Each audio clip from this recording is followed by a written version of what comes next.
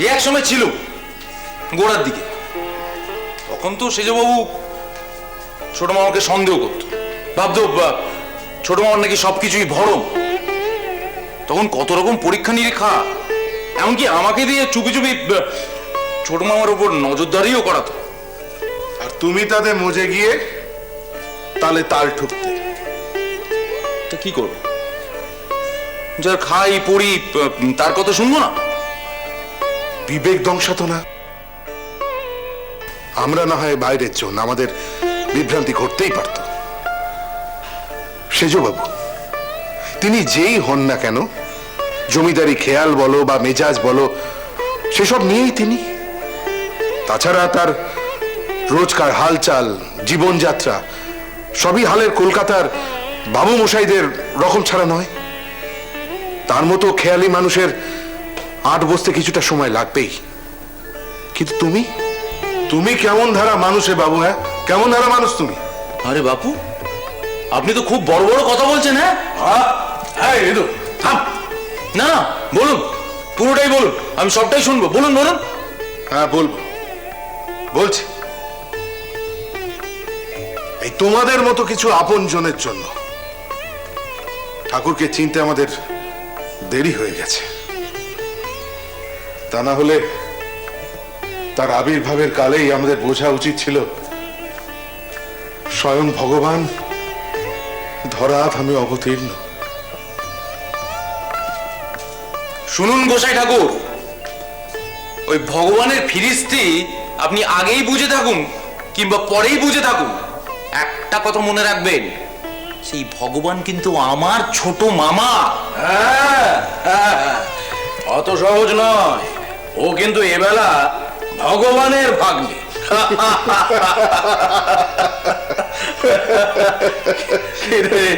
রাগ করলি?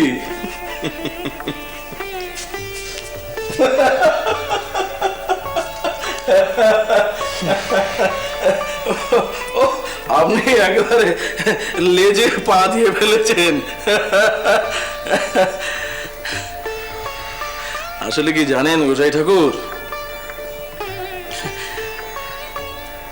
এই আমাদের গদাইকে চিনতে প্রথম কালটায় আমাদের সবারই বেশ অসুবিধে হয়েছিল। এই যেমন ধরুন না আমার কথা, আমি তো নিজেই ওকে ভণ্ড বলেছি এক সময়। মানলাম, কিন্তু তারপরে তো চিনতে পেরেছেন। হ্যাঁ, তাকে বেচে খাবার তাল কষেননি আপনি। সেটা কি জিনিস? জিজ্ঞেস করুন আপনার ওই গুণবান ভাগ্নেকে। ঠাকুরের ভাগ্নে বলে ও কত নয় ছয় করেছে আপনি জানেন? নেহাত অমন দেবতুল্য মানুষের ছায়ায় আছে, তাই তা না তোর এতদিন অন্য কিছু হয়েছে তো। সেজবাবুর কানে যদি ওঠে এখন ওর অন্য দশা হয়ে যাবে। চুপ চুপ চুপ চুপ।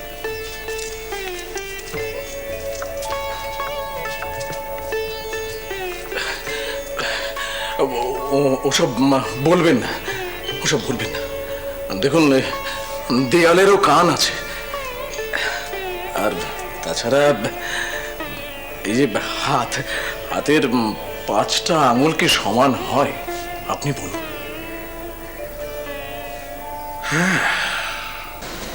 বুঝলেন হাজার মশাই, এই যে বাবাকে নিয়ে এলাম ঘরে, সবাই যেন কিরকম একটা পাগল হয়ে উঠেছে। বাবাকে যে কোথায় রাখবে কেউ ঠিক করে উঠতে পারছে না। কেউ পালনকে বসাচ্ছে, কেউ ওই পাশে ফরাস পাচ্ছে, কেউ আমার ঠাকুর ঘরে নিয়ে গিয়ে ঠাকুরের আসনের পাশে বসাচ্ছে। মানে সবাই যেন কিরকম মেতে উঠেছে, বুঝলেন? আর বাবা যেন নিজের ফাঁদেই নিজে পড়ে গেছেন। আমি তো বলেইছি যে আমার ঘরেই বাবাকে অধিষ্ঠান দাও, আমি না যেখানে খুশি শুয়ে শুয়ে পড়বো। তা কে কার কথা শোনে? দুই গিন্নি তো একেবারে হয়রান মশাই, কাজকর্মে একদম হয়রান। আমার কথা তো কেউ শুনছে না। তবে হাজার মশাই, আমি কিন্তু ব্যাপারটা খুব উপভোগ করছি। সবাই যেন কিরকম একটা মেতে উঠেছে, সবাই যেন একদম বাঁধ ভাঙা অবস্থা সকলের। এই কৃষ্ণ, কৃষ্ণ, নেমে গেছে, জল টল পাল্টে ভালো করে নিয়ে আয় যা। ঠিক আছে বাবা, নিয়ে আসছি।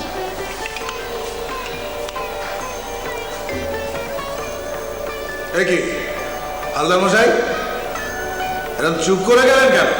না মানে সেজবাবু, মানে আমি দেখছি যে আপনি খুবই খুশি হয়েছেন। খুশি হব না?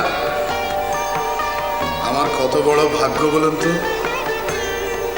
আজকে বাবা এসেছেন ঘরে। বাবা কে জানেন? স্বয়ং নারায়ণ, পূর্ণ ব্রহ্ম সনাতন। বাবা এসেছেন আমার ঘরে, কিছুকাল এখানে কাটাবেন, তারপর পুজোটা কাটিয়ে বাবা ফিরে যাবেন। আপনি জানেন হালদার মশাই যে বাবার এখন কোন ভাব চলছে? শুনেছি শুনেছি সেজবাবু, ওই শ্রীমতী রাধারানী। আচ্ছা হালদার মশাই, এইরকম হয়? হ্যাঁ, তাই তো ভাবছি সেজবাবু, মানে তলে তলে আপনার মনেও যখন সন্দেহটা হচ্ছে তখন আমি আমার সন্দেহ? আমি কি আপনার মতো পাপিষ্ঠ যে আমার সন্দেহ হবে? বাবা এখানে আসা থেকে উৎকণ্ঠায় আমার দম বন্ধ হয়ে আসছে যে বাবাকে আমি ঠিক মতো সেবা করতে পারছি কিনা, কোনো অমঙ্গল হয় কিনা। বাবার কাছে এখন আমার একটাই ভিক্ষা, আমি যেন বাবাকে ঠিক মতো আদর যত্ন সেবা যত্ন করতে পারি। এই দীক্ষাই যেন বাবা আমাকে দেন।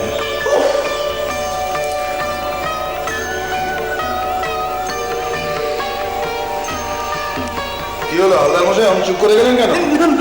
সেজবাবু কই কিছু হয়নি তো, সব তো ঠিকঠাক আছে সেজবাবু, কিচ্ছু হয়নি, একদম ঠিকঠাক আছে। ওগো শুনছো? ওগো! বাবার ভাব হয়েছে। কোথায়?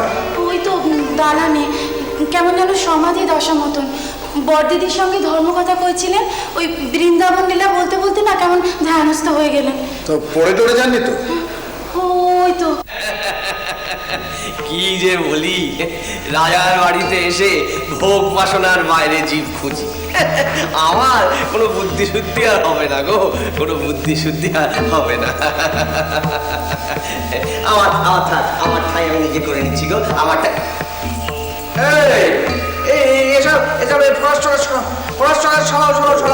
আমার ভূমিতল চাই, ভূমিতল চাই।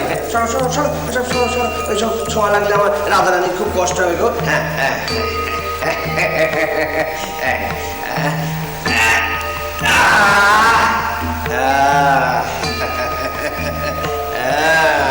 শ্রীরাম